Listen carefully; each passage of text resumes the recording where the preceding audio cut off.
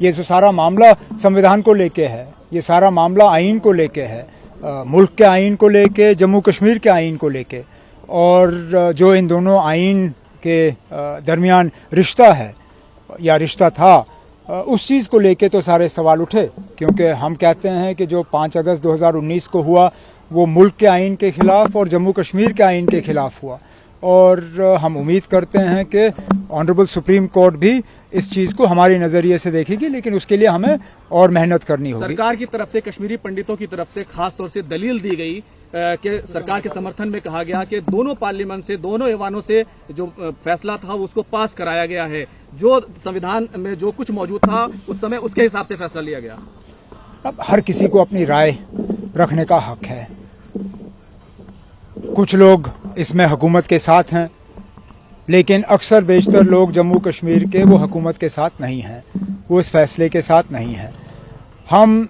इसकी पॉलिटिक्स को आर्ग्यू नहीं कर रहे हैं। बदकिस्मती की बात यह है कि जो ज़्यादातर लोग हुकूमत के साथ खड़े हो जाते हैं इस मामले पे, वो पॉलिटिक्स पे आ जाते हैं। हम संविधान की बात कर रहे हैं, आइन की बात कर रहे हैं, कानून की बात कर रहे हैं। आप जानते हैं कि जो सुप्रीम कोर्ट है, ये न सिर्फ जम्मू कश्मीर के लोगों के लिए बल्कि जो मुल्क में इस वक्त हालात हो रहे हैं, जो मणिपुर से लेके हरियाणा तक पूरे मुल्क को नफरत की आग से जलाया जा रहा है, सुप्रीम कोर्ट ऐसे में आखिरी उम्मीद बची हुई है। और जहां तक 370 का सवाल है, न सिर्फ जम्मू कश्मीर के लोग या मुल्क के लोग बल्कि पूरी दुनिया की नजरें इस वक्त सुप्रीम कोर्ट पे लगी हुई हैं, क्योंकि सारी दुनिया जानती है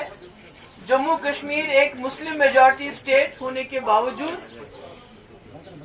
हमने 1947 में 2 कौमी नजरिया यानी मजहब की बुनियादों पे तकसीम होने से इनकार किया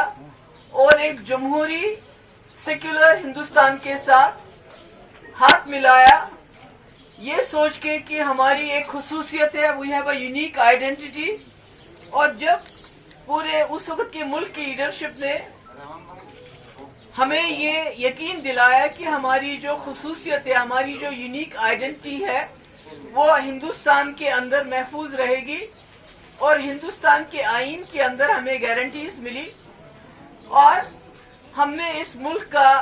मुल्क के साथ हाथ मिलाया। आज पूरी दुनिया की नजरें इस पे हैं कि जो सुप्रीम कोर्ट है इस मुल्क का, जहां पर इंसाफ के फैसले होते हैं, और आज पूरे मुल्क में अगर आप देखिएगा कि जो इस मुल्क की कॉन्स्टिट्यूशन है जिसके मुताबिक हिंदुस्तान चलता था,